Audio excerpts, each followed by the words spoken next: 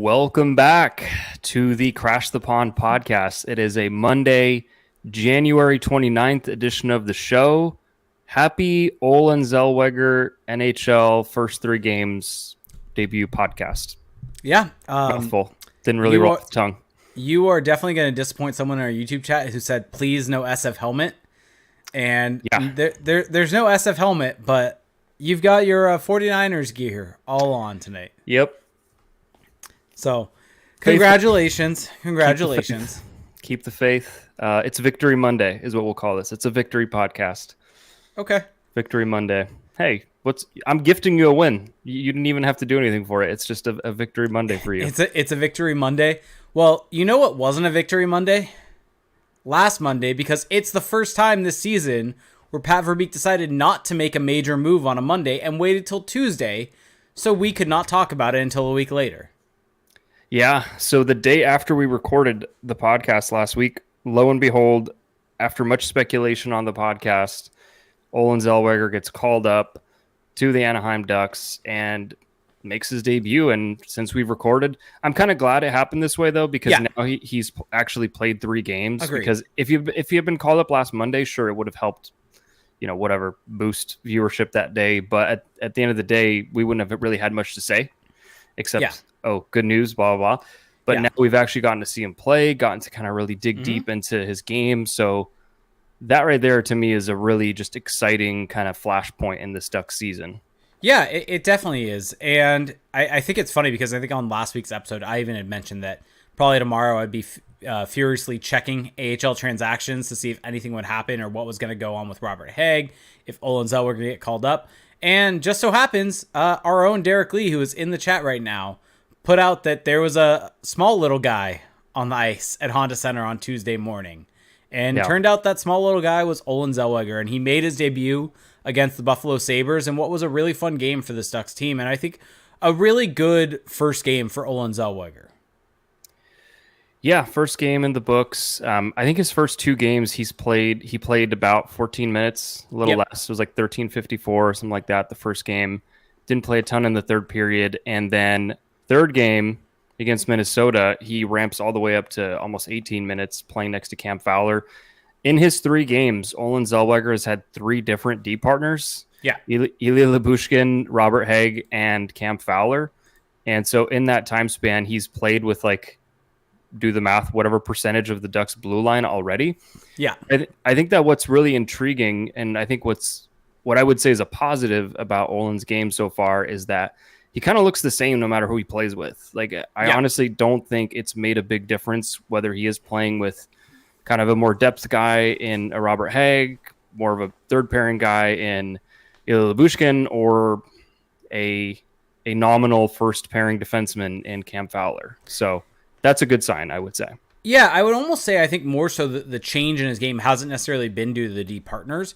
It's been more so, I think, due to him being more comfortable. I think there's probably a little bit in the Sabres game where they had told him to kind of play a bit of a quieter game, and maybe kind of not go up in the rush as much, kind of work on what they had told him in preseason about. I mean, we had the Greg Cronin quote about Minchikov kind of knows when it's best to rush, when it's not best to rush, and things like that, whereas you have guys like Tristan Luneau and Olen Zellweger, and I don't think this was meant to be a shot at all. It was just simply something along the lines of what they do and what he wants to see change, of they just are always going, and not always picking the best spots for it.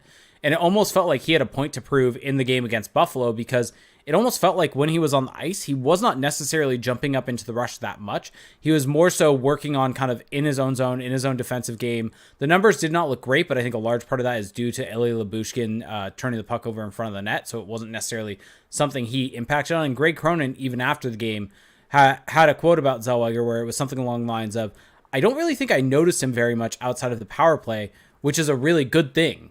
That is something that Olen Zellweger, it's something you would kind of want from him, is you want to notice him on the offensive side and not notice him at all defensively, because he's able to retrieve pucks, get it out, and everything along those lines.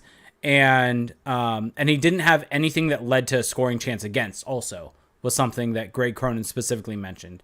And I think in that game, it was probably his quietest game, but it's one that probably made an impact on the coaching staff of how he's evolved his game being in San Diego, taking the lessons that they gave him during training camp, listening to Matt McIlvain and putting in the work on changing his game. Yeah. So if you kind of rewind to training camp, Yep. the reason Olen Zellweger did not make the team, in my opinion, is two things. One is the defensive game just wasn't all the way there. And two, you kind of touched on it, but his decision making, his risk reward calculation with the puck on his stick, his aggressiveness was just out of whack. There wasn't a balance of, hey, there are times where you got to punt and there are times where you got to go for it. Sorry if that's a trigger warning to Lions fans, but it's okay. You had a great season. Anyway, carrying on. That's why he didn't make the team.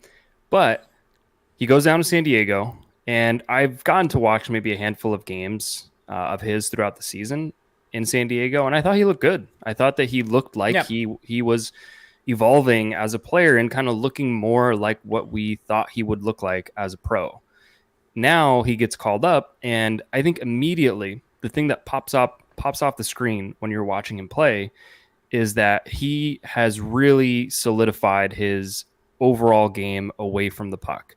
His gap control, his timing, his aggressiveness, his stick positioning, all the little details that go into being a serviceable NHL defenseman, the defense part of it, he has gotten it down. And as the games have gone on from game 1 to 3, we've seen him kind of add his Olen Zellweger flavor to it, where now you're seeing him hunt pucks all around the ice. Like, he is getting involved in plays, and it happened in game 1, honestly. Like, game 1 wasn't as conservative as I think we think, but he covers so much ice. Yeah. His skating stride, despite being a shorter player, he covers so much ice with that skating stride. He's so strong, and he uses it to disrupt plays. There was a play against Dallas where he negates a Dallas zone exit, pinches up at their blue line. They get through. He gets all the way back, breaks up an on-man rush, and then skates back the other way to support the rush. Like, he is just everywhere. You beat me to mentioning that play because I had that lined up in my head to mention. But the thing is, it's all, I would say, 99%, 95% balanced. Like, he's not doing it at the cost of playing positionally sound hockey. Yeah, I think so. And I think the only time where I wouldn't even say he got burned, but he was caught in a bad position was in 4-on-4 against Dallas, where he ended up below the goal line after chipping and chasing, and it led to a 2-on-1 rush going the other way. But more or less, that's not on him at all. That's on the forward. I think it was either Terry or Carlson for not recognizing that Zellweger jumped down low and not staying up high to help defend the rush going the other way. And so that's not even on him necessarily, but it's still one where you could say he got caught up in a bad position or a compromised position because of how aggressive he was in jumping into the play, and it led to a chance going the other way. But I think you're spot on. I think maybe the Buffalo game, I'm not giving him enough credit for as how aggressive he was, but he was. I think the Dallas game, you started to see him play the same way that you would expect him to play, starting to impact the game. One thing that stood out in that game specifically was physicality. I've seen it already in our YouTube chat and things like that about his size and his height an issue and things like that. I mean, height's going to be an issue from a length perspective, and you have to be able to have a good gap control. Greg Cronin's even mentioned that with Olen Zellweger, that he's not going to have the reach of a taller guy. That's certainly something he's going to have to work on and make sure that he keeps and maintains. But if you see Olen Zellweger, he's jacked. Like, this is a guy that really takes care of himself, really puts in the time in the gym. I mean, we talked about, I think, last season that he eats like 3,000 or 4,000 calories a day. Yeah, he was on some crazy bulking diet in his last year of junior. Yeah. Yeah, like, this is a guy that put in the work to put on so much muscle. He is not a little guy. Like, and you can see it in battles. Like, he is not getting pushed around out there at all. And so that is something you've seen throughout his play. And then I think against Minnesota, he was rewarded. He was rewarded for 2 really good games where maybe Cronin didn't trust him as much for whatever reason, played him in a third pairing role with kind of a third pairing defenseman, like you said, or a tweener with a 7th defenseman. I mean, whatever reason is that he's a rookie playing his first ever game. Correct. And you want to give him some insulation. Correct. But I think he saw what he was able to do and kind of was like, all right, I'll throw you to the Wolves and paired it with Cam Fowler, who's going to play 20 plus minutes a night. And he played 17 some odd minutes with a lead, they kind of took him off the ice a little bit there and went with more of the veteran guys with the Vakanainen and with the Gudis, with Lacombe, with Fowler, and kind of went with that four-man rotation. Lacombe played 23 minutes, and we'll get there because well deserved for Jackson Lacombe in that game. But the thing we haven't necessarily talked about, because we've talked about his 5-on-5 play and how impactful he is and how he just kind of looks at home right now. Like this looks like the level he should be at.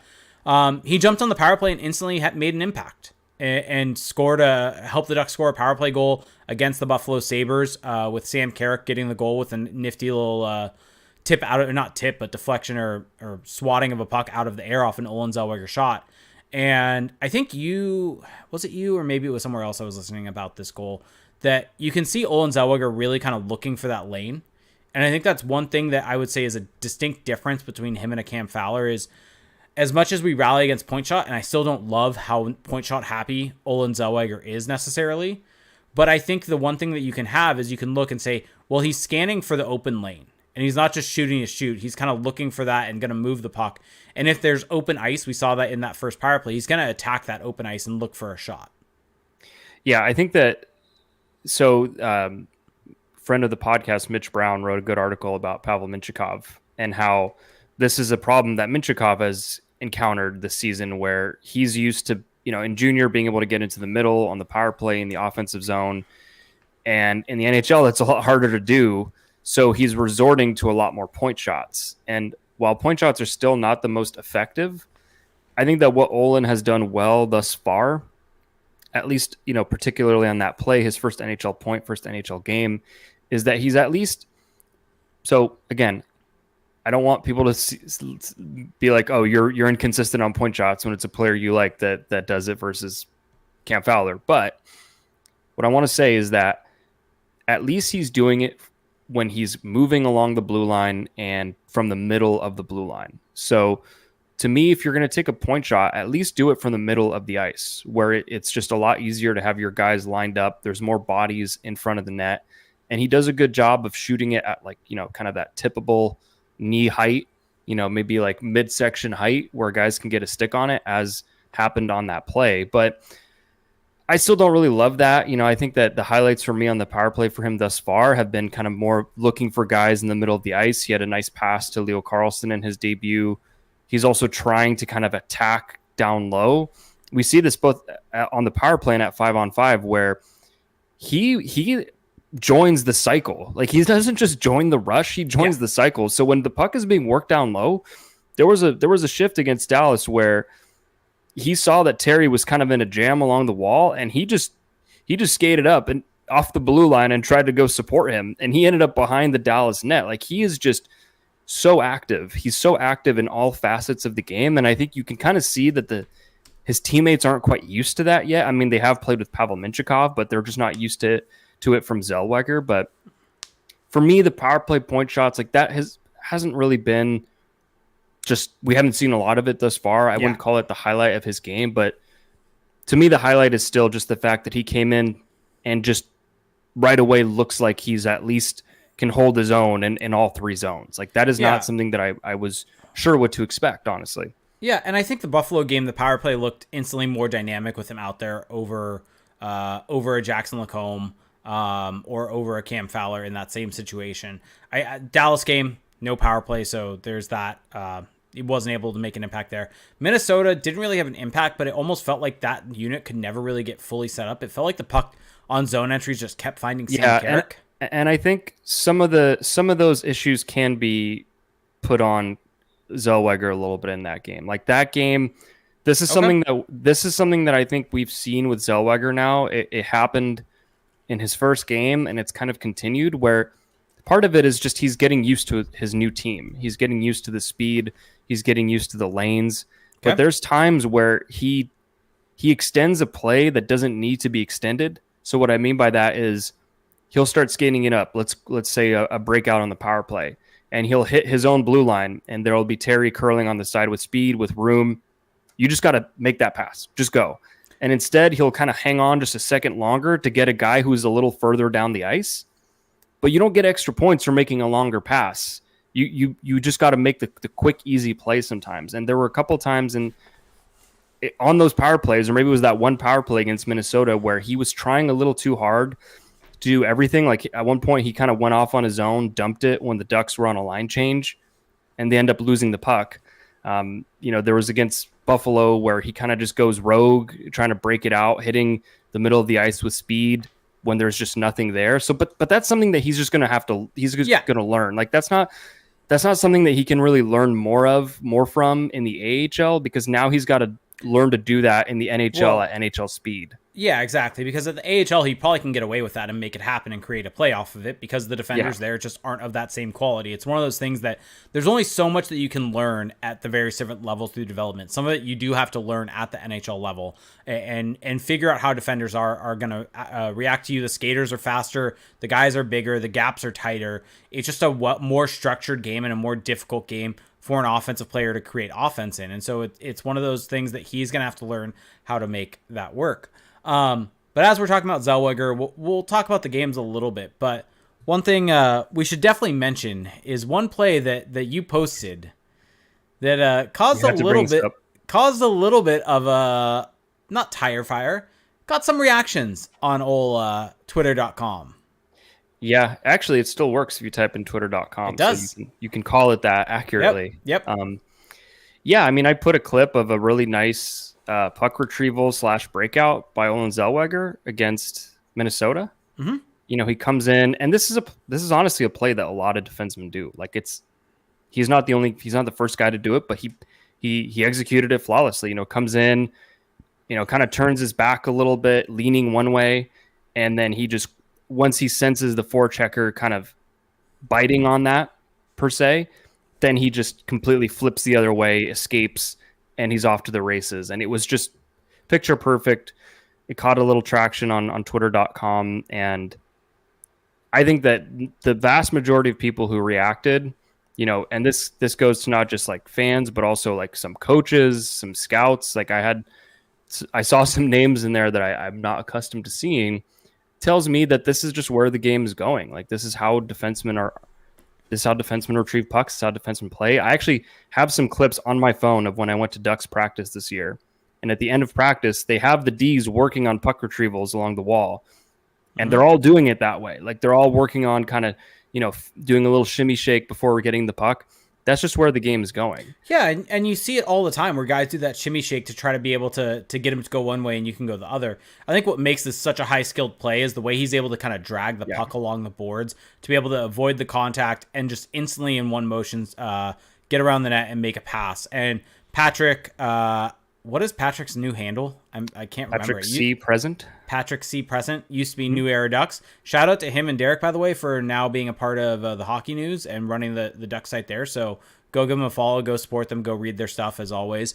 But he made a point of that was the play of the game, and it maybe is a little bit niche, a little hyperbolic, but yeah, little hyperbolic, but just from a high skill level play, like just from an aesthetic. Like you are going in, you're able to retrieve a puck quickly with a guy coming on you, and you're able to break out and create offense going the other way. Like that is the perfect play from a defenseman. And there was pushback online because of putting himself in a vulnerable position. And like you said, it was a very small group. Well, but Brooks, former NHLer, I mean, he was in the NHL for a while, and I always remember him because he was on those HBO Capitals series. Oh yeah, 24/7, and he was pretty funny on those. But he was like a grinder type on those really good Capitals teams with Bruce Boudreau at the helm. Yeah, and he is a Twitter Blue user, so he has no character limit, or at least has a much higher character limit, and wrote this whole essay to me in reply about how he would never teach his defensemen to do that, and how and he was very respectful, so I'm not trying to dunk on him at all, but he was saying, like, you're putting yourself in a vulnerable position.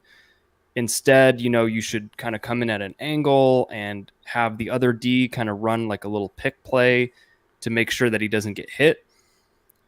And so what I will say is this, because there were many people who did push back and were like, oh, he's lucky he didn't get smoked. He's lucky that he didn't get smashed into the glass, blah, blah.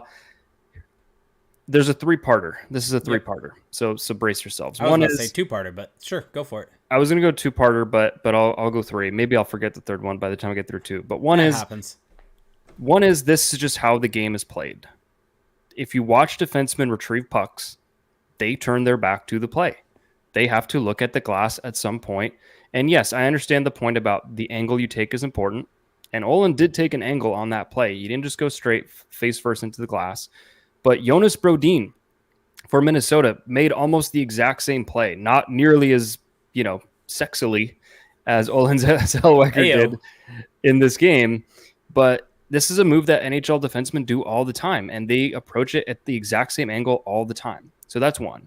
Two is in Brooks Lake's day, back in the mid to late 2000s and even early 2010s, I would kind of tend to agree. Like, yeah, the way that the game was played, and even, you go further back, defensemen were getting smoked along the back wall, on retrieval. And it was a very dangerous play. I mean, how many suspensions did we see back then? And I mean, even until now, like, it does happen. I'm not saying that it's not a potentially dangerous position, but the game has just completely gone away from that. The game has become a lot safer for individuals.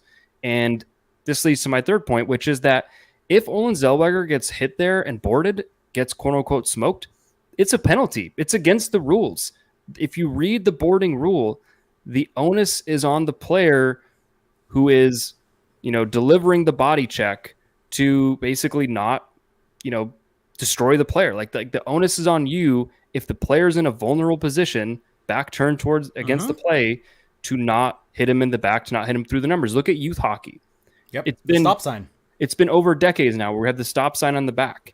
So yeah, if you turn your back and you show your numbers, you're not supposed to get hit.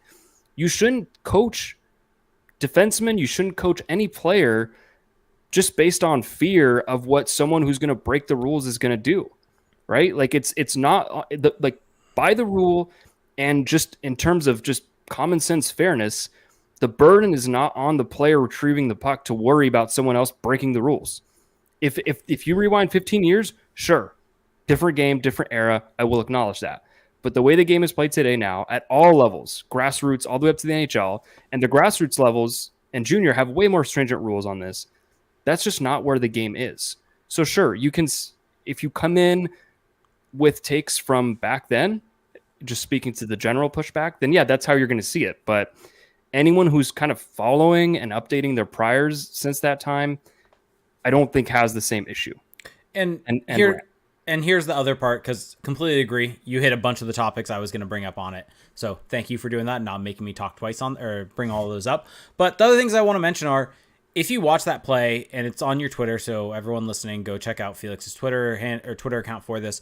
But he looks back when he's approaching the boards. He does shoulder check. Yeah. He shoulder checks, and it's obvious he sees whoever the Wild player is that's coming down on him, knows exactly where he is, knows the angle that he's taking, and then makes that play. So it's not as if he's just making that play to make it. He sees exactly where this person's coming from and is able to make that play. And the other part of it is some of the best players in the history of this league, right? They don't get hit that often because they're able to predict where that guy is going and make the right play to be able to get out of the way and not get hit in that situation. And so even if, let's just say, you're still of that mindset, right? Of he's putting himself in this dangerous position, all of these things, and ignoring everything that you said. There are guys like Patrick Kane, for instance, who rarely ever got hit. And the reason for that is they were able to know where the guy was coming from and avoid taking hard contact in those situations, even if you're going in on the forecheck. Yeah. And that is exactly what Olen Zellweger does there. If he slows up and goes right at the boards, like, he puts himself in a spot to get hit. Like, by making that play, he actually avoids the contact. Like, I don't understand this whole logic of you're setting yourself up to get boarded when he avoids contact with a really nice play. So, a couple things there that you brought up that I want to touch on. Okay. One is, if you look at Olen's position when he's getting the puck, he gets in an athletic, knees bent, bracing position. Like, he is ready for contact. If anything there, he's trying to initiate contact. He's getting in that kind of shell position because that's what he's been taught. That's what all these players get taught. And he is prepared for the contact. Like he's in a position where he's fully braced. Mm-hmm. So it's not like he's staring at the glass. And even if he were, it wouldn't matter. Again, based on rules, based on everything they said. But you know what this all reminds me of? To my second point, Okay. which what you made me, what you were saying made me think of. You know what this reminds me of? The old saying of don't admire your pass. The Paul Correa, Scott Stevens thing, right? Mm-hmm. Of when you make a pass, you shouldn't just stare at the pass because you might get trucked. Like maybe that was true 20 something years ago, Yeah. but that shit is out of the game now. And Yep. and for good reason, because Yep. we don't want to see our best players or anyone get hurt because of an illegal hit. You shouldn't be eligible to be hit once you get rid of the puck. I mean, the Scott Stevens hit in today's NHL would, I don't know how long of a suspension that would be, right? Yeah. Although who knows with George Peros. But point is that there are things that we don't think about anymore because they have been phased out of the game. They admire your pass is one of them, and don't turn your back to the play is another. And it's been that way for a much longer time than people realize. Yep. Exactly. So all of that to say, Olen Zellweger has had a really good first 3 games. He's been a lot of fun to watch. And let me ask you this question before we're going to get into a quick break here in a sec, and then we'll get into a little bit more from these games. But what do you think about, or do you think Zellweger at this point in time, small sample and everything, do you think he's earned being on the NHL roster for the rest of the season? Or do you think he should be, I guess is the better way to put it with what we've seen? Well, look, removing all other considerations. Mm-hmm. So like other players, Mm-hmm. whatever. He looks good at he looks like he can handle it. He looks like he belongs. It's game to game. We saw Minchikov slow down at times, but that's also going to happen to any young player. But game to game, he's improving. He's working on different things. He's earned it. We'll see. But to me, there's no indication right now that he should go back down because I think at this point, there's always going to be things you can work on. I think at this point, the things that he needs to get better at aren't like being down in the AHL is not going to make a big difference in getting better at those. And what I mean by that is like the puck, puck decisions, things like that. Like that's just at a certain point, like that's something you probably should learn in the NHL instead of the AHL. Well, and adjusting to the NHL speed, like those are some things that he really needs to get, and you obviously can't get that fully in the AHL. Yeah. And so I agree. I think you find a way to make it work. I mean, by the time Minchikov is back, it will probably be close to the trade deadline. There could be guys moved out by that point in time on this blue line. And I mean, you could very well just see Cam Fowler deployed on the right-hand side moving forward when Minchikov comes back, and that could be the solution. And maybe Vakanainen. Like maybe it's a situation where you put two lefties on the right side. One of Minchikov and Zellweger on the ice for like 40 minutes a game at any point in time is just fun. What if it was a Minchikov-Zellweger pairing? I mean, that would be fun. I wouldn't want to see that because I don't want to see either of them play on their offside. Fair. But that would be fun. I think it would just be fun for a game. I don't think they would do that, but that'd be fun. Yeah. So, you know what's also fun, Felix? Our good friends at Manscaped. So roses are red, violets are blue. Trim your balls and your date will thank us too. What's up, fellas? Valentine's Day is knocking, and Manscaped is the remedy for what the Love Doctor ordered. His prescription, the all-new Performance Package 5.0 Ultra, designed to elevate your grooming game and shine like the heartthrob you are. Join the 10 million men worldwide who trust Manscaped with our exclusive offer. Go to manscaped.com to snag 20% off plus free shipping with the code CTP. So let's talk about the hero of Valentine's Day, the Lawnmower 5.0 Ultra. This electric trimmer features skin-safe technology guarding your V-Day treasure against any grooming mishaps. It also comes with their brightest LED spotlight. It's brighter than your best romantic smile, perfect for precise grooming, even in the trickiest spots. Oh, it's waterproof too, making shower shaves a breeze. But hey, that's not everything the Love Doctor ordered. This package also features the Weed Whacker 2.0 nose hair trimmer, Manscaped's liquid formulations, and 2 free goodies, the Shed Travel Bag and Boxers 2.0, because comfort is king for all my dogs. And for a happy ending, there's the Manscaped Refined Cologne, and it's the Valentine's Day touch to your grooming routine. Elevate your grooming routine and set the stage for a romantically smooth celebration. And for the bearded kings, Manscaped brings you the Beard Hedger Pro Kit, designed to shape your scruff effortlessly. It sculpts your cheek lines and maintains beard styles, giving you that suave look for your romantic moments. Seamlessly handling even thicker beards, it's the perfect tool for a polished, date-ready appearance. So you can get 20% off and free shipping with code CTP at manscaped.com. That's 20% off with free shipping at manscaped.com and use code CTP because your grooming upgrade awaits, ready to charm your Valentine's dates. Wow. Good job. Thank you. The new one, I think, is actually, or the new lawnmower is it's definitely an upgrade. Oh, it's for sure an upgrade. It's an upgrade. Yeah. As we finish the ad read, we'll talk about the trimmer. It's really, really nice. Go check them out. Use code CTP. They actually, I can vouch that they improved it. So if you're on the market, go check it out. The attachments and new trimmers are fantastic upgrades to the Manscaped lawnmower. Yeah, got to be ready for prime time. Yeah, so, exactly. There you go. All right, so we've kind of touched on Zellweger, I think, enough. And so the other big talking point, because Buffalo was a really fun game, Ducks played well in that game. They ended up getting the 4-2 win. They had a 3-0 lead and kind of got tight with 2 late goals. But the Ducks really kind of held a good 5-on-5 edge throughout the entirety of that game. Dallas, not as great, kind of were on the back foot. They relied on some fantastic Troy Terry goals and performances to be able to stay in that game and eventually lost it in overtime. And so then we hit the Minnesota game and the lineups drop. And so, to be honest, so I was busy on Saturday night. Yeah. So I had not seen the lineup. I got home at 9 p.m. to turn on the game, had avoided everything. The game starts, and because they don't really show the lineup fully or skipped ahead to the start of the game, it started, and I noticed that Terry was with, what was it? Terry was with Vetrano and Gru was the center. And I was like, is this a mid shift change? Wait, the faceoff just happened. What is going on here?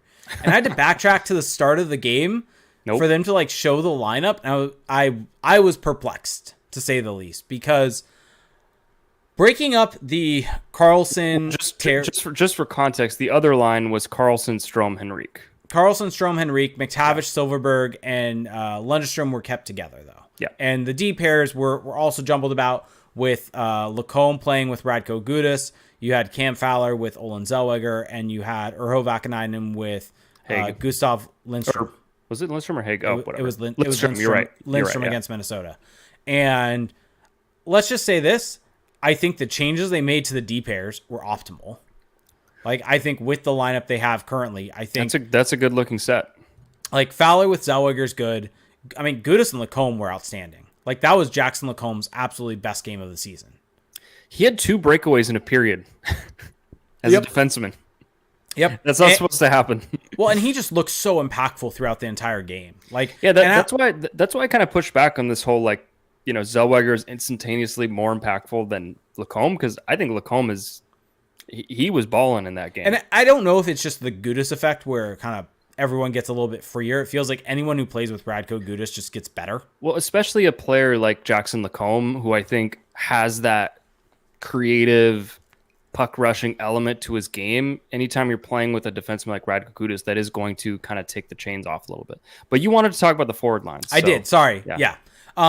But the forward line change happened, and I was perplexed because Carlson, Henrique, and Terry had been so good. They were the Ducks' best line against Dallas. They were one of the probably the most impactful forward line. McTavish, Silverberg, Lundestrom were solid in that game also, but those 3, Henrique, Terry, Carlson, were extremely, extremely good. They were extremely good against Buffalo. It feels like anytime that they're on the ice, they're generating something they're going to create some dangerous looks for you, create something on the rush. And it's largely driven by Carlson and Terry and their interchange on the rush, and Adam Henrique just kind of being in good positions to take advantage of it. And you're seeing Adam Henrique score as a result of that. And so breaking up that line was an interesting decision, especially when replacing Troy Terry with Ryan Strome, because it just feels like Leo Carlson doesn't have the guys to necessarily go with him, or the horses in transition. Because Ryan Strome is a good give and go type of guy. We've heard that a lot with him, that was what he did so well with Artemi Panarin. But he's not a guy that's going to join the rush in this dynamic way. And I think that, and granted, it could just be a single game. I think Leo Carlsson really suffered against Minnesota not having a Troy Terry next to him. I think you saw a couple of different times where on the rush, you had him kind of going in and almost on his own and taking on guys one-on-one, whereas we would have seen in games past, Troy Terry would have been there in some sort of support role and given him a passing outlet, whereas Carlson didn't have one, so he just decided to attack one-on-one and ended up losing the puck, and it goes the other way. And so it almost felt like this was a decision that was meant to, it could be a couple things, and I'm trying to put myself in Greg Cronin's head, maybe to try to get Ryan Strome going by sticking him with Leo Carlsson. I think the more likely situation is that Greg Cronin wanted to spread out the offense maybe a little bit more. The third line of Strome, Vetrano, and Leeson had been struggling up until that point. They had not really been generating much for.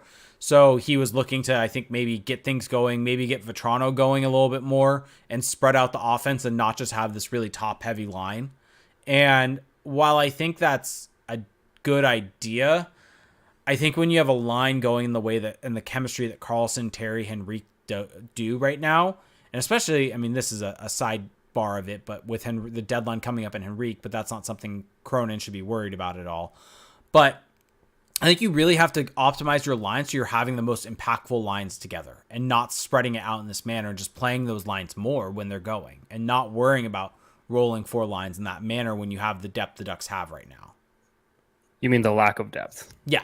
I know what you mean, but I don't think people Fair. Might construe that differently. Fair. Yeah.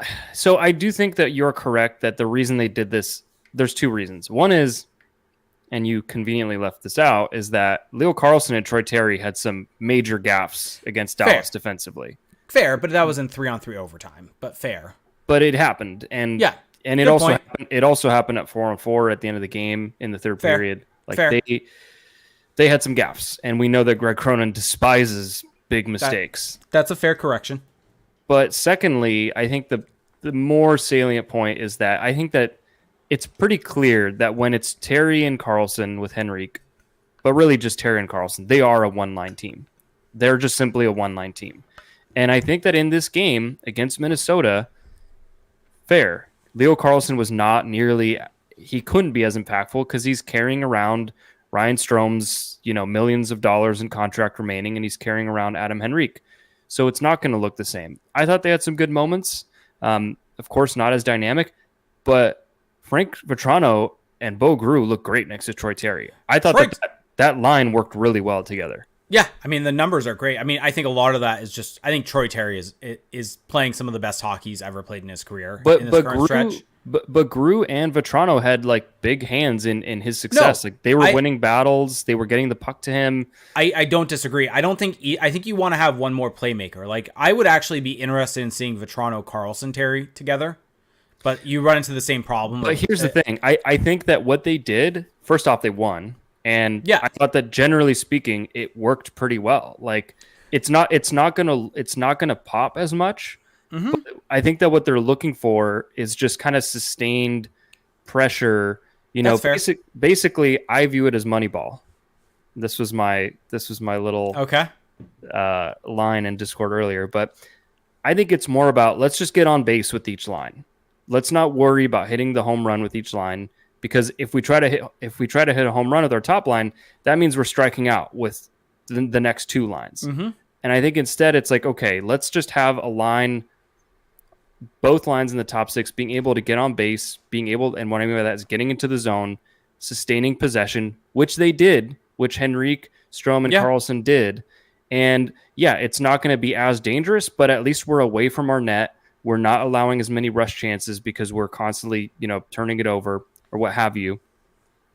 And is it as flashy? Is it as high, high outcome, whatever you want to call it? No, but I think that in the position they're in, I can at least fully understand why they're doing it. Yeah, I don't disagree with that at all. I can see why they're doing it. I also just like the fact that they're giving Bo Gru a real shot. That's fair too. Yeah. And I think my biggest issue is I think you're taking away an impact player from playing with Leo Carlson, and you want Leo Carlson to play with some of your best players right now. Whereas, I mean, technically he is. Fair. So that's what Adam Henrique and Brian Strome are to this team. Fair. But I think that the Terry line was fantastic, though. You're spot on there that line was great. It's more so an issue of how much are you taking away from Karlsson being able to be impactful by having him play with Ryan Strome and Adam Henrique. And granted, single game. Like, this could all be changing because... and they played well, and they won. Yeah, but the one thing I would say is the McTavish line, like, the change to have Lundestrom and Silfverberg, I mentioned it on last week's podcast that why not give it a go, see what happens, get someone a bit more defensively responsible, maybe you can free up Mason McTavish.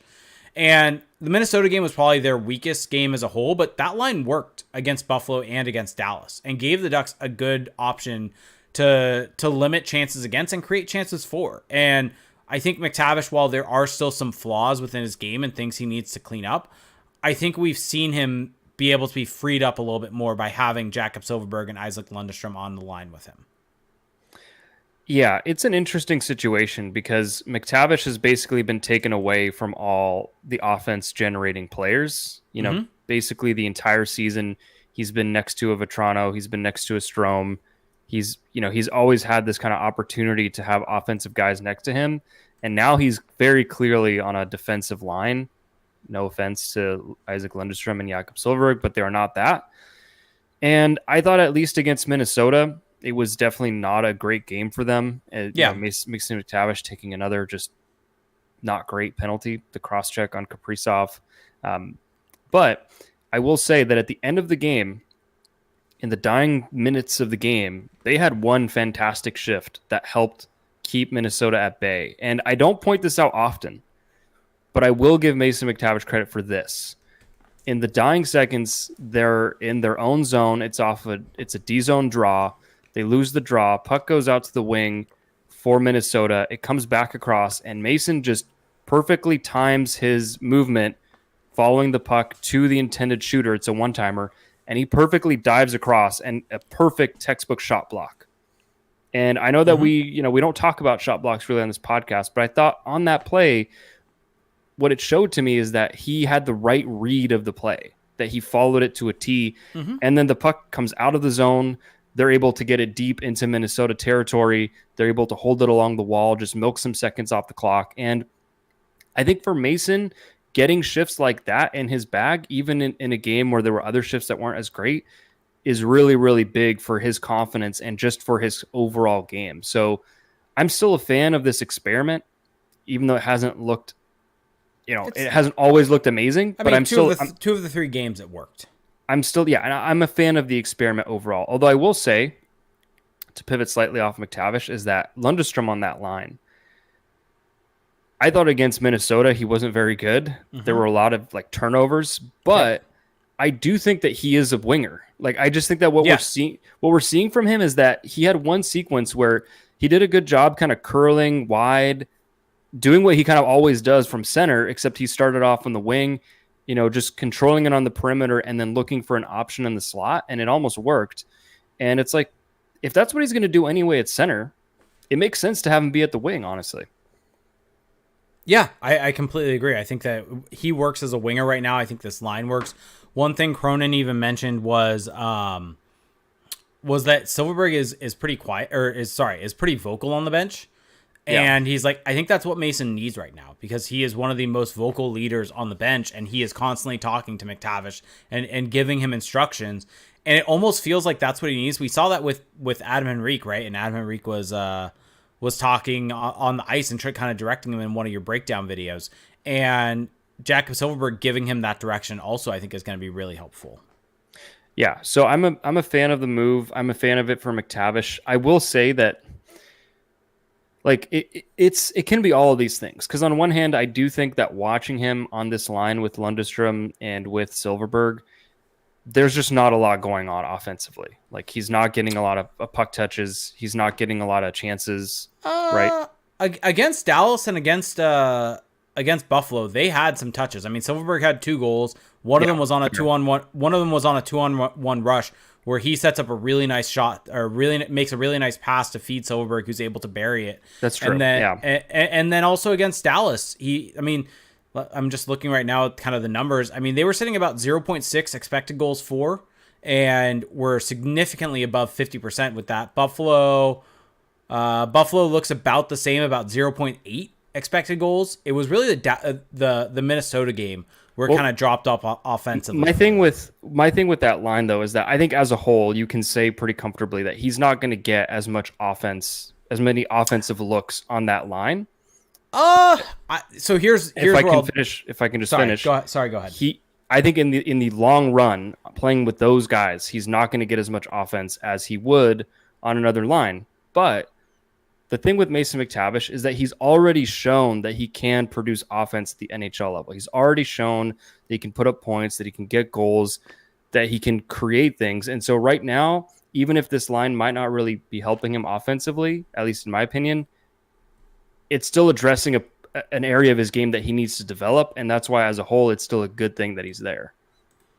Yeah. And I mean, I might even push back on the offense side of it, just from the perspective of, I think with Vetrano and Strome, they weren't really creating that much offense.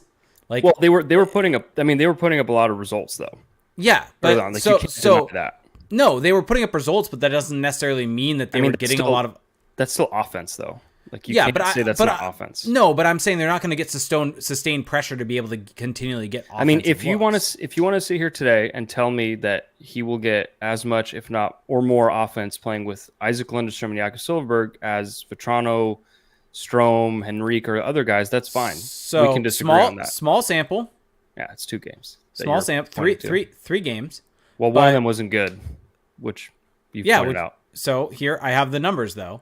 Mm-hmm. So to your point, Vetrano, McTavish, Strome sit at 2.74 expected goals for per 60 over a 276-minute sample.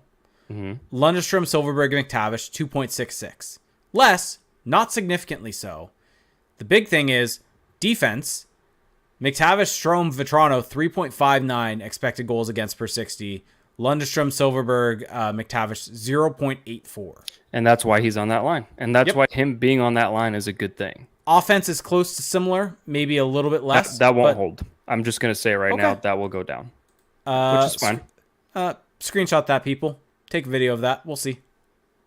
I mean, you're probably correct, but I mean, I'm very shocked that you haven't necessarily been the most glowing Jakob Silfverberg, Isaac Lundestrom supporter. Do I have to be?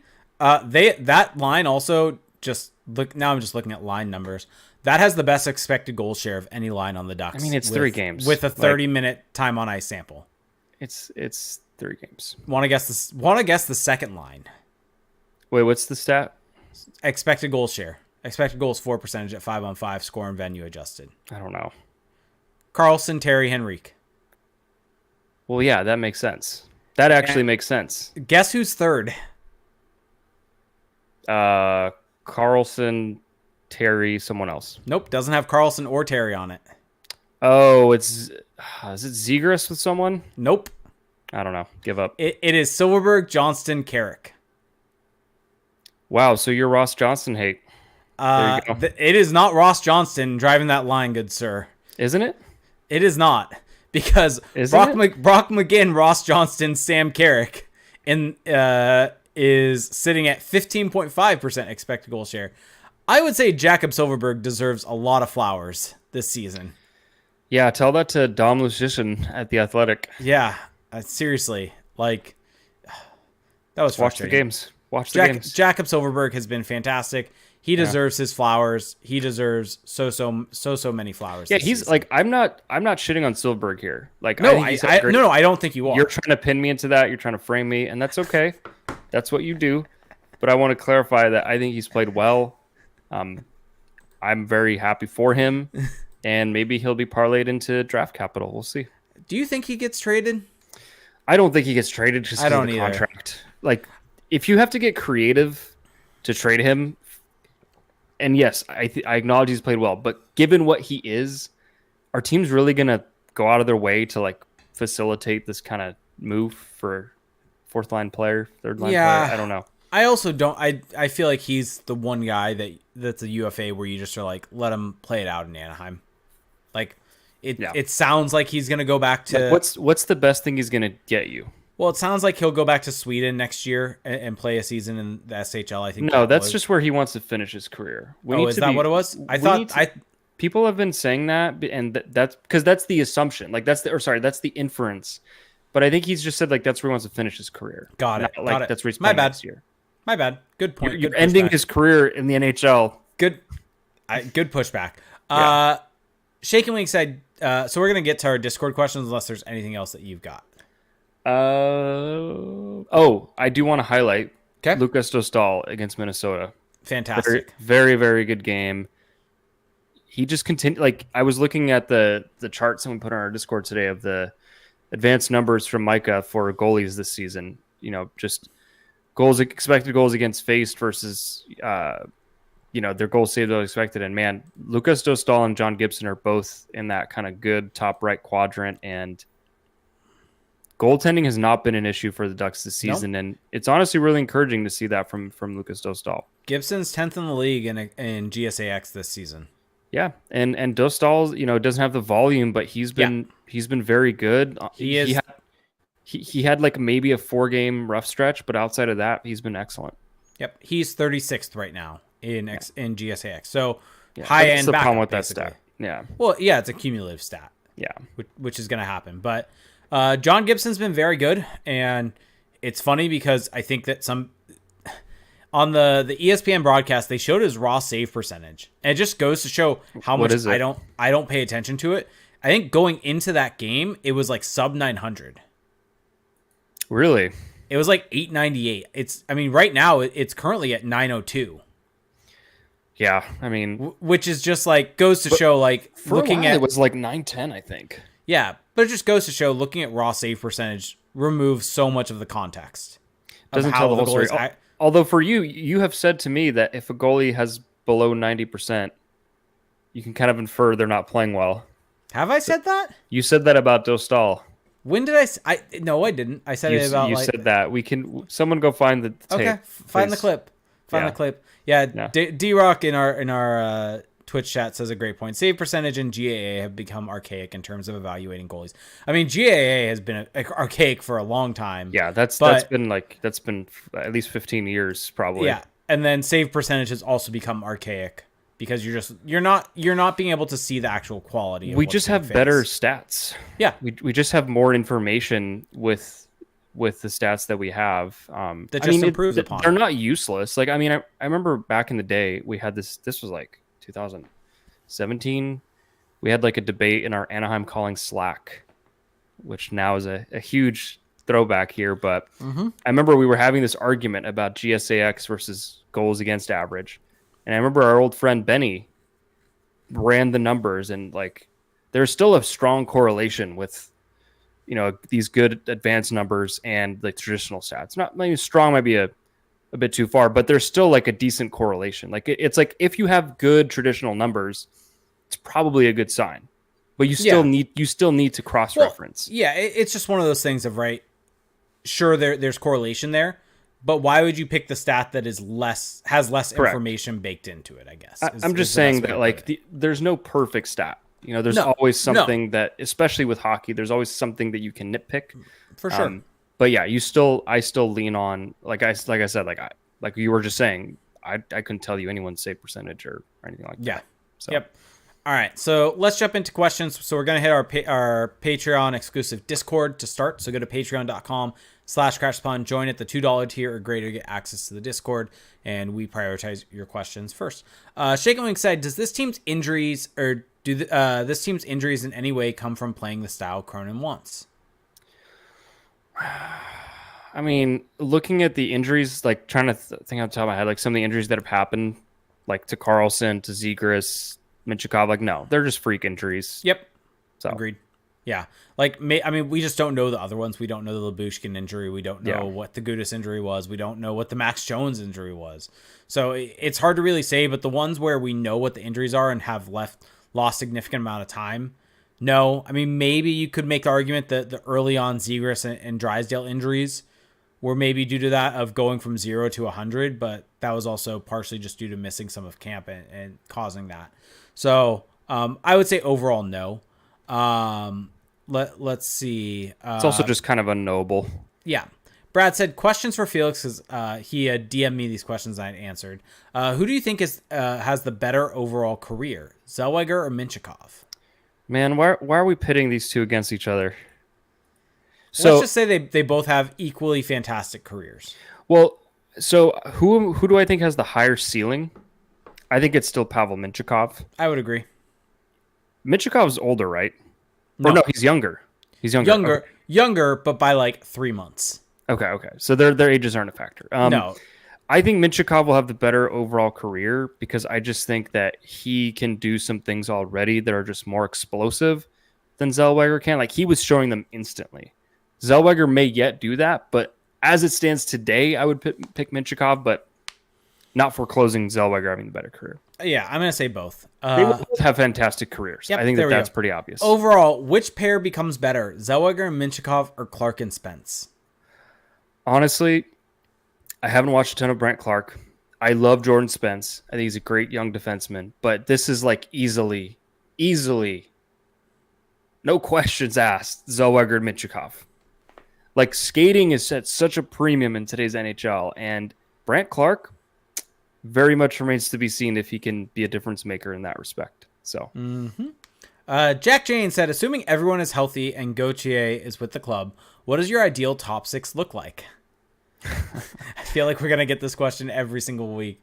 I'll go with Gauthier, Zegras, Terry. Gauthier, Zegras, Terry, McTavish, Carlson, Killorn. Yeah. There you go. Put McTavish on the wing and let him go with Carlson and Killorn. Let him cook. Like, that's actually a like legit top six. Yeah. Well, assuming Cutter Gauthier. Fair. Makes the jump and is impactful. But yeah. Fair. Fire Noel Brown drum banger said, assuming everyone is healthy. This is now about power play. Okay. Is healthy and with Cutter turning pro, pick your top 5 for power play 1. Who would you take and where on power play 1 and where will you deploy them? Okay, so he gave us options: Zegras, Terry, Carlson, Gauthier, McTavish, Mintyukov, Zellweger. So at the point, Pavel Mintyukov. I would agree. Actually, do I go bold? No, I'm not. I'm not going there. Were you gonna go 5 forwards? I was gonna go Zegras at the point. Zegras is the hardest guy to fit in all of this. Zegras at the point is interesting. No, I'm gonna stick. I don't think they would do it though. Screw it. This is what I would do. Kay. Screw it, because it's he says pick your top 5. Zegras at the point.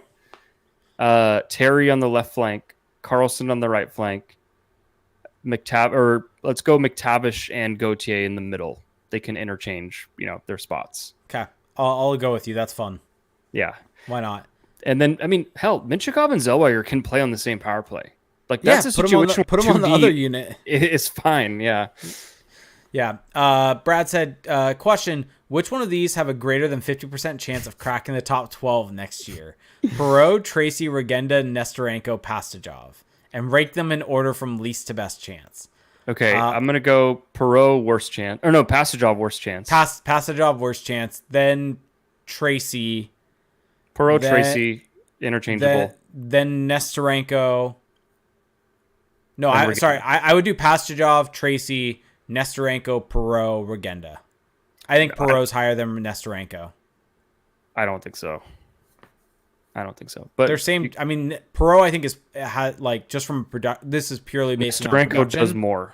He just does more. Okay, so that's the only disagreement we have. I mean, hey, I would love for that to happen. By the way, I would love for you to be right. Yeah. So, football is boring. Drumbanger said thoughts on the Jiricek situation in Columbus. And do you agree with the take that the Kings rushed the rebuild? So, Jiricek situation. Start there. I mean, hey, good on Jiricek for being candid. Yeah. I mean, that's what we always ask for players to do. And for those who don't know, he basically came out and said, because he got sent down the AHL, like I'm an NHL player. You look at guys in my class, they're in the NHL, they're getting power play time. I'm not, blah, blah. And I think some people may very much not like that. And I kind of understand it. I think David St. Louis had a really good kind of thread on this on twitter.com today. And I think that if you kind of look at some of the quote unquote mistakes or risky plays that Jiricek is making, like Pavel Mintyukov is doing the same thing, but the Ducks are letting him play through it and staying in the NHL. So I just see Columbus as a giant tire fire right now. Like everyone has to be fired in that organization. Yeah. Well, I should say Yeah. everyone, but like management has to go, coaching has to go. for Yeah, next I don't think he's moved. I don't think this is a distinct trade request. I They think would this be they would be like so stupid to trade him. yeah, I don't think he's getting traded. So that's my thoughts on it. I think it's I mean, oh that's right. I guess Kekalainen told him to find a place to live in Columbus also. Which I mean, look at what they've been doing all season. Benching guys, yeah, like left and right, giving them little minute. Like it's like a shit show. It wouldn't surprise me if Juracek is asking for a trade based upon that. And then actually, before we get to the second part of the question, forgot to even bring this up. But speaking of asking for a trade, sounds like Arthur Kaliev is on the outs in LA. Yeah, and they are supposedly looking for bottom six winger with some jam. I think it was with some. Was it jam? I think it was jam. Is how it was another word worded by Elliot Friedman. But with some nastiness, some grittiness. Would you do Frank Vetrano for Arthur Kaliev? I think Frank Vetrano gets you more. So no, Okay. I would not do that trade. Okay, so He has to, right? Like they're trading Kaliev at his lowest value. So maybe it's Kaliev plus a pick. Yeah, Kaliev in a second. My point is, would you do that deal if the Kings added to it? I guess. So again, preface this by saying I have not watched a ton of Arthur Kaliev in recent years, but I know what he does well, which is shoot. I know that that's kind of a missing talent in the Ducks lineup. And looking at some of his numbers this year, like he has some really good underlying numbers from a defensive standpoint. So I would say, yeah, if you can bring him in and it makes sense trade-wise, then yes, why not? Derek corrected us saying depth player with some edge was the verbiage that Friedman used. So I like Jam better. Yeah, Jam's more fun. I mean, at the end of the day, if you're getting Kaliev, you're kind of getting what Frank Vetrano is. A guy that's a shooter that is potentially not great defensively, but although he's good defensively this year. Well, yeah. I guess I'm just saying from the no, Vetrano is kind of viewed as being good defensively by the Todd McClellan would love Frank Vetrano. I think that's a trade that both teams can really benefit from also. I think that's a good trade for both teams. But back to the question, though. Football is boring. Drumringer said, do you agree that the Kings rushed the rebuild? No. Don't agree. Nope. We did a whole Patreon episode on this, basically, so you can listen to that. True. Great point. Vyacheslav Budiets Believer said, good chance this will be covered, but what, if anything, would you be willing to give up to get Juracek to the Ducks? I'm forgetting. Right-hand D. Is he right-handed? He's right-handed. I looked it up. Oh, Cutter Gauthier? No, I'm just kidding. I don't know. Pile of stuff plus picks.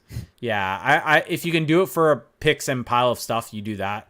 Yeah. I don't think you like McTavish. The natural inclination is people are going to say Zegras, but I would not do that. No, I would not do that. No, but I love Juracek, so yeah. Bonnie said, "Why can't people want Vetrano to stick around? What is wrong with everyone?" I mean, I get why Vetrano's a fan favorite. He plays with so much passion. His goal celebrations, he was like an insane person. Has the shot. But I think it's not that people want him gone. It's just that his contract situation, where the team is kind of at rebuild-wise, that's why people want it. And it's just from the value perspective, right? He's never going to be at a higher value than he is now. He's most likely not going to continue scoring like he has this season. It just doesn't seem sustainable especially what we've seen down this last little stretch. He's cooled off fairly significantly. He's still on a pretty good goal pace, but he's probably going to end up in like the high 20s is most likely, I think, where he ends up. And so I think you're cashing in on him hitting that total now, and also the fact that his cap hit's low. And so it's tough, I think, from a fan's perspective of you get attached to a player and want to see them stay as a Duck. But the other perspective is will he be a Duck past next season?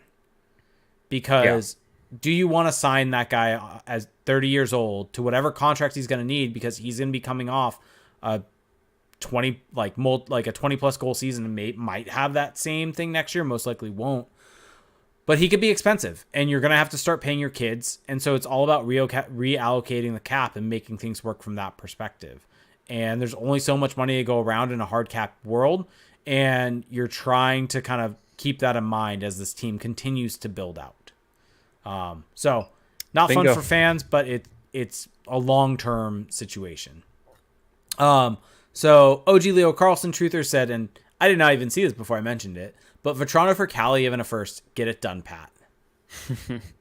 Yeah. I don't know if the Kings have a first this year. I just don't know if you can get that for Vetrano. So Ducks Dragonet said there. there are obvious trade talks surrounding a few players, Lyubushkin, Henrique, Vetrano, etc. Give me one dark horse pick for someone you think could be moved at the deadline, but hasn't been talked about that much, if at all. Vakanainen. Yeah. Yeah, I think that's a good dark horse. Vakanainen, just because there's so many left-hand D on this team, it's not that he hasn't played well. He's played fantastic, and I think that's why he could have some value to teams. Max Jones, if he gets healthy. Yeah. I mean, some of these RFAs might not be qualified, or they might just not make sense to bring them back. Yeah. I mean, the other one that's not really a dark horse, but that kind of is John Gibson. Yeah. I don't think you can say he's a dark horse when his name's in all the talks. Yeah. Hey Ojiflo said, how would you compare and contrast Cronin's system from that of Aikens? There is a system. There is one. That's simple. Let's just leave it at that. Dalton Key said, if you hit a Michie in the show, what would the celly be? A Michigan goal. Yeah. Just no celebration. Just calm, cool, collected. Just no celebration. Would you row the canoe? I wouldn't have no celebration. Would I you would shoot? I would skate back to the bench. Just make Tortorella happy. Just, you know what? It's not a big deal. It's not a big deal anymore. I would, yeah. I would shoot my glove out of the air. Why not? Day one Brock Purdy Believer said, thoughts on the Stadium Series uniforms? Bad. Rangers are solid. The Rangers helmet actually brought me a little closer. I don't know if I don't think I've seen the helmet yet, but Flyers are fine. It's red. The Devils, someone mentioned this, it's just the Hurricanes jersey from last year. Yeah. The Islanders the Islanders is just like, did you even try? It's like Microsoft Paint. Did you even try? Yeah. Oh, goddamn. Dr. Plant Ranch said, should we skip this? I love you, Plant, but we've had so many line questions. What are your ideal lines for the last 10 games of the season, assuming health and whatever? We basically answered that earlier. Yeah. So Doom Krauser said, can we start a petition for Cutter Gauthier to wear 88 with the Ducks to troll Flyers fans? I'm signing. Wait, who was 88 on the Flyers? Eric Lindros. Oh. And Eric Lindros famously refused to go to the Nordiques when he was drafted. Great point. To the benefit of the Philadelphia Flyers. I don't think I was watching as hardcore back then, so I don't really know. Remember, you probably weren't alive. I wasn't in the 80s. Lindros? No, Lindros was the trade. 90s. The trade itself, though. Oh, when was the trade? It was 1992. Yeah, I was alive. I was 1 year old. Okay, you were barely alive. Yeah, there we go. You were a blob. Yeah, I was a blob. Doom Krauser said Thomas Sukanek has an 8-2-1 record and a 926 save percentage with the goals in the AHL on an AHL only deal. Do you think the Ducks will sign Sukanek, and I'm probably butchering his name, to an NHL contract next season? How the Ducks found another undrafted gem in net like Jonas Hiller? I mean, why not? Yeah, like you need depth, you need insurance policies in net. That could be your backup next year. To Lucas Dostal. Yeah, I mean it's still a tiny sample, so we have to keep that in mind. But just in terms of like an NHL deal, 2-way or whatever, like yeah, why not? Is Fire Newell Brown Drumbanger said, is Olen Zellweger your 24-25 Calder Trophy winner? Sure, yes. I don't think he's gonna be Calder eligible next year. Macklin Celebrini wins it on the Ducks. There you go. SP84 said, will the Ducks have more than 2 new prospects on their AHL team after the trade deadline? Ooh. Maybe. Yes. Ian, I'm trying to think about who they have I think he means who they would get. Like, yeah. No, I know what he meant. Via trade, let's go with no, but they may have some guys coming out of college. I don't think they're getting prospects in a lot of these trades. No, I don't either. And Fire Newell Brown Drumbanger said, is Lucas Dostal him? Yeah. I've been trying to tell people and I keep getting hand waved, but He's very good. Yep. All right, so now we're going to hit our Twitch chat and our YouTube chat. So for those of you listening, also, if you're in the chats, please start throwing your questions in with question. I see one from Retflow already. But if you're listening on your favorite podcast services, you can find us each and every time we go live, which is typically on Mondays at 8 p.m. At twitch.tv/crashthepond, where if you have Amazon Prime, you get one free Twitch Prime gaming sub each and every month, where if you subscribe to us, you get special emotes in the chat. You get special badges next to your name, and it helps out more than you can imagine. You can also just follow us there, and you can find out when we go live. And if you subscribe, you can be just like Dux Jaggernaut, who resubbed for his 16th month. So thank you so much. Or another way you can support us that is also completely free to you. Go to youtube.com/crashthepond. And if you have a YouTube account, and yes, I know everyone listening to this has a YouTube account. We all do. We all sit there and watch YouTube videos. Felix, for whatever reason, on the Crash Spawn account, watched one about gaming chairs, and now there are gaming chair recommendations. Do you see the new chair that I'm sitting in? I do, and I noticed that there was a YouTube video for. I don't like that we share an algorithm. That scares me a little bit. I always make sure to change, but to my personal account. But go to youtube.com/crashthepond. You can subscribe to our channel there, like our videos. It does help out more than you can imagine. Lou's saying he doesn't have a YouTube account. I'm pretty sure if you have a Google account, it's almost you have a YouTube account. I just refuse to believe that. I refuse to believe that. Lou of all people. In the year of our Lord 2024. Actually, no. Lou is probably the one person I could believe that doesn't. Anyway, let's move on here. Retflow said, question, with the recent Hockey Canada info, it was glad to see what that Max was not mentioned. Whatever happened to Comtois? He is playing for the Chicago Wolves, right? Yeah, he's in the AHL, living life. Pro hockey player. Good for him. Yep. Dux Jaggernaut said, when will Felix admit that Brock Purdy is not him and has been fortunate to get this far? Why would I admit something that's not true? No. I will not do that because it's not true.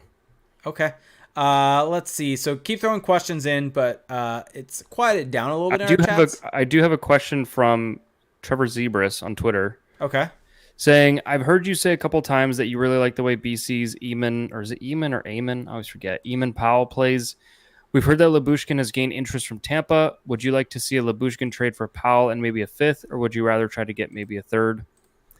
So Eamon Powell is a defenseman on Boston College, and he is a right-hand shot. And just from watching him, he was a fourth rounder for the Lightning in 2020. He's a really kind of just crafty little, puck moving defenseman. Plays in their power play, and the Ducks don't really have a lot of those types in their depth right now on their depth chart. And if he could ever become a third pairing guy, I would prefer to see that than a lumbering bruiser personally. So yeah, a prospect with some upside and a fifth round pick for Lyubushkin. Yes, but I don't know if that's necessarily realistic. So. Yep. All right. So we have two shit show questions, or I guess one shit show question in our Discord. Throw your questions in Twitch and YouTube if you got them. We'll get to them. Football is boring. Drum Banger said, "Are we sure expansion is good?" I think from the perspective of having more teams, tougher to make the playoffs, all that type of stuff makes it hard. No, we're not sure expansion is good. No, it's good. It's good for the bottom line. But it's money based. It's good for the markets that are going to be getting an NHL team also, because it grows the game, builds more fan bases, has more kids playing hockey. I mean, look at the kids in the NHL now from California. Look at the kids in the NHL now from Arizona. You can see the growth of the game in the Sun Belt and how that has expanded the game and created new talents that would have never touched hockey without them there. I think that getting that type of thing in Salt Lake City, getting that in Houston, getting some sort of good owner in Atlanta and a team that is not going to be miserable for 10 years could also do wonders. So I think from the perspective of potentially watering down the league, no, it's not great. But from the perspective of growing the game, creating more opportunities for people, I think it's good. Yeah, and then ultimate yes and no question. And then Lou says Brock Purdy is him in that channel, and I agree. to Ducks Dragonauts earlier slander. Yes, is Brock Purdy lucky? Was there luck involved to win both against Green Bay and Detroit? 1,000,000%. Yeah. Did he also do things to single-handedly help propel his team to victory? 1,000,000%. Daniel Me said, so what have you guys thought of all the legacy nights this year? Also, Fantilli is now injured, so can Leo get the Calder? The legacy nights have been cool. They've been really cool to see kind of all the guys come back. I think both from the 07 team and from the earlier years. I think seeing those guys, I think it's a good way to honor those different eras. And with Fantilli, no, I don't know if Leo's necessarily going to play enough. And I don't know if Connor Bedard is either. Like, I think Bedard may end up with more points than Leo does, and they may end up playing similar amount of games at the end of it all. Yep. So Sean Fight said, who can get the best promo on the team? Would you guys buy a Gudis jersey if he talked like the Macho Man? I don't know what any of that means. Who can cut the best promo? Frank Petrano? No. Yeah, Frank Vetrano. Frank Vetrano for sure would cut the best promo. No, I would not buy a Gudis jersey if he talked like Macho Man, mainly because I just don't like number 7 as a jersey number personally. Wow. Disrespectful to Andrew Cogliano. Is it? Yes, it is. He wore number 7. Retflow said, question, will Arizona get an arena deal done? Don't know. No clue. No clue. Not the person to ask. Nope. Ducks Dragonet said, when do you think the Ducks finally buckle and rebrand to what the fans want? I think this year is a soft launch. I don't know. Soft launch. I'm being hopeful here. Soft launch with how much everyone has loved the Eggplant and Jade. I hope so. I hope you're right. Yeah. Let's see. Heyo Tiflo said, should we really care about what Lou has to say when he slanders Lamar as he does? I think Lou is definitely right talking about Brock Purdy. And I'll leave it at that. The ultimate flip-flopper. Our good friend Lou. Yeah, Lou had in his profile the entire week in Discord a screen name as Lamar Jackson's. Because so just for context, now we've entered the shit show portion. We brought up this context last week, to be fair. But someone may still not know. We are inclusive. We are not shutting people out. Lou is a diehard. Diehard might be strong. Lou is a Raiders fan. Depends on the day of the week with which team he's a fan of. Lou is a Raiders fan. That is what he says. We'll take him at his word. And he despises the Kansas City Chiefs, like a lot of people, unfortunately. And he really, really wanted the Chiefs to lose, so he embraced Lamar Jackson, the Baltimore Ravens, leading up to the AFC Championship, changed his profile picture in our Discord to Lamar Jackson. He changed his screen name to Lamar Jackson's #1 fan or something like that. Yep. And as the Ravens were beginning to lose and beginning to fade in that game, he changed his name to Lamar Jackson's #1 hater, and he had a picture of Lamar Jackson's profile picture with an X through it. So that is the ultimate disgraceful flip-flop. Like, if you're gonna go to bat for a guy and try to propel him to help defeat a team you don't like, you got to see it all the way through. Yeah, disgraceful. Is Lou ready for my Chargers and Jim Harbaugh to go run all over the Raiders next season? Yeah, well, hey, they got their man Antonio Pierce, so can't be too mad at that. But happy for you. Thank you. Diehard Chargers fan. You're probably the most, like, and I say this not disparagingly, but you are the most casual Chargers fan I know. Oh, it's not disparagingly. It's the truth. Okay. It is 100% the truth. Okay. You parachute in when it is convenient, and that's I get it. There's a lot of sports to keep track of. There are plenty of sports that I am diehard for. Yeah. That is one where I just parachute in. Yeah, Danielle saying Fowler's point shots kill me, especially after seeing Zelly find the lane. Yeah. Also, have we settled on a nickname for Zellweger? Is it Zelly? Yeah, I think Zelly is the team. Some people were not liking that in our I'm Discord. pretty positive that they have said it's Zelly.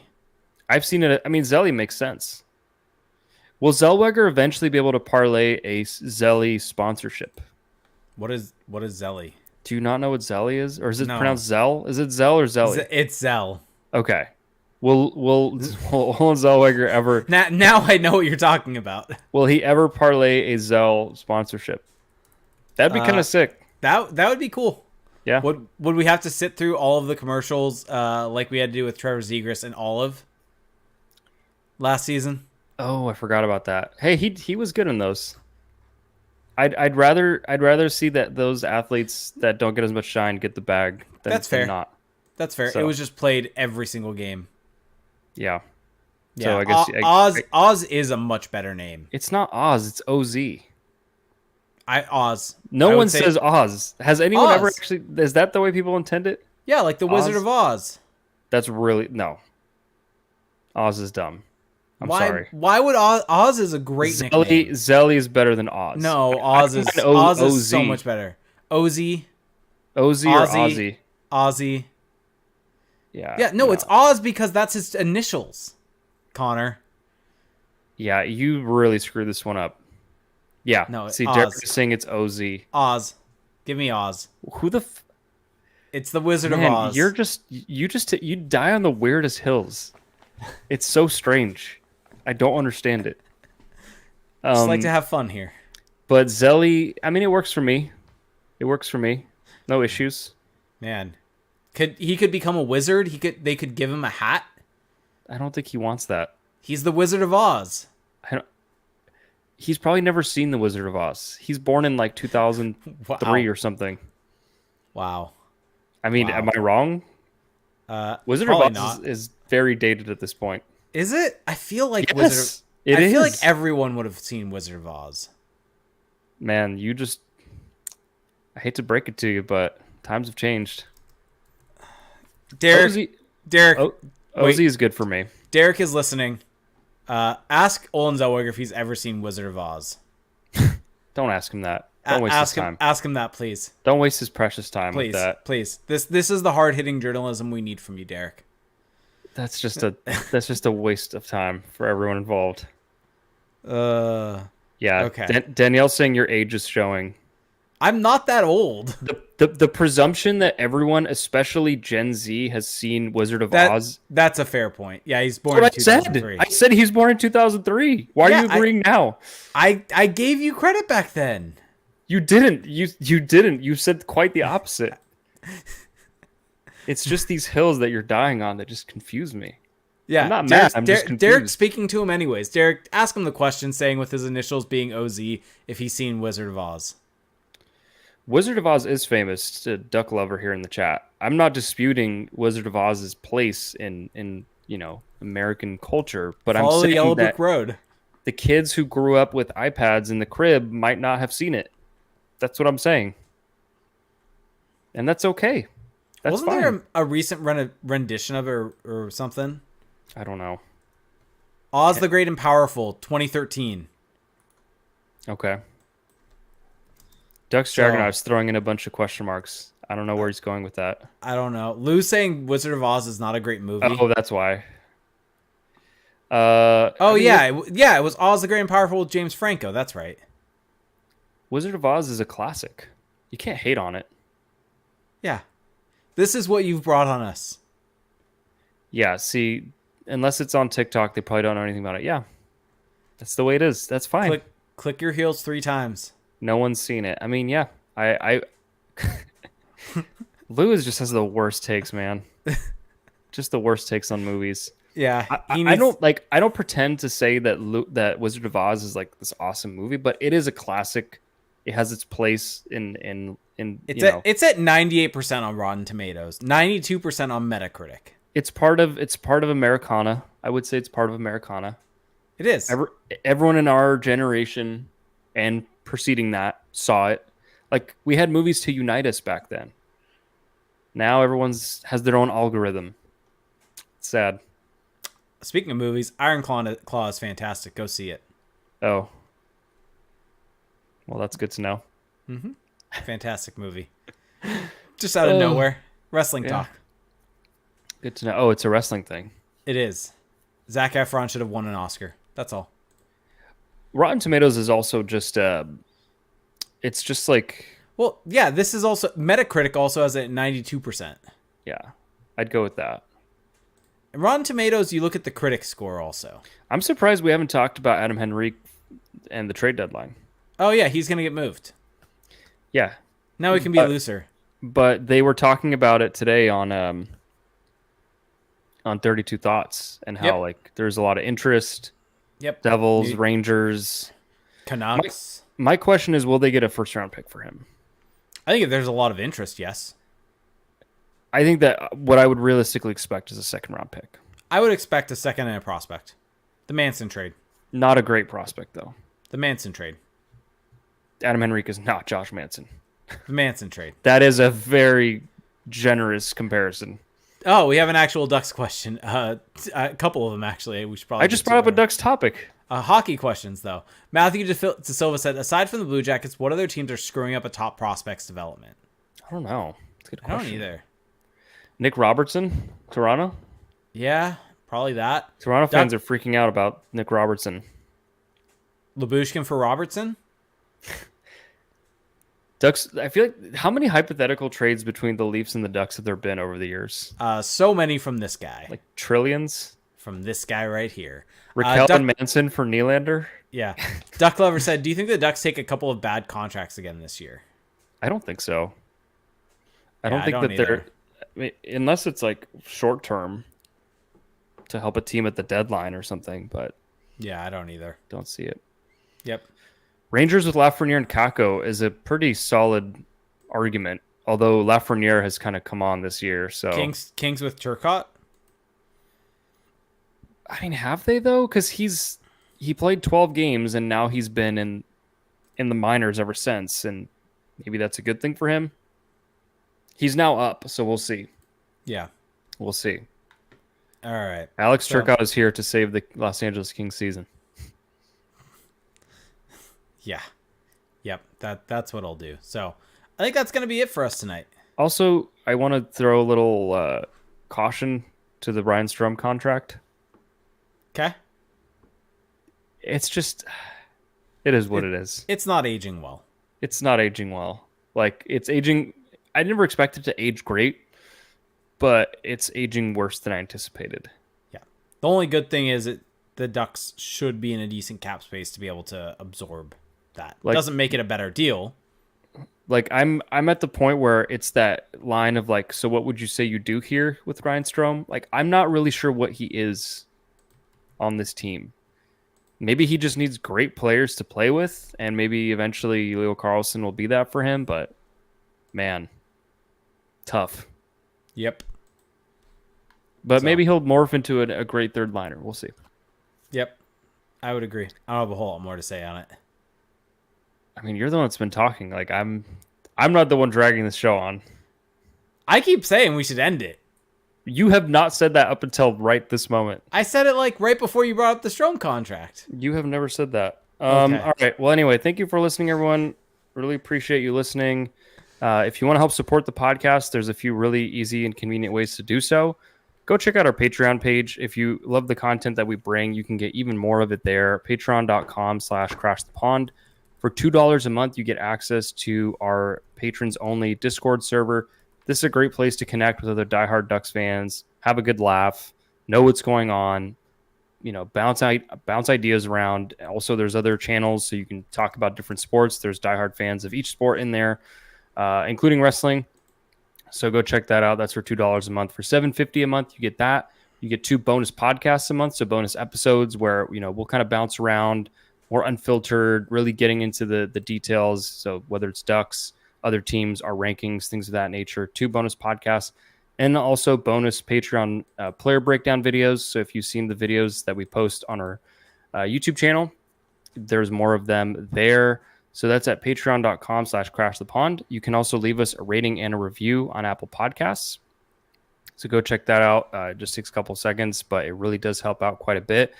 Leave us some feedback on Spotify. Go to our website, crashthepond.com.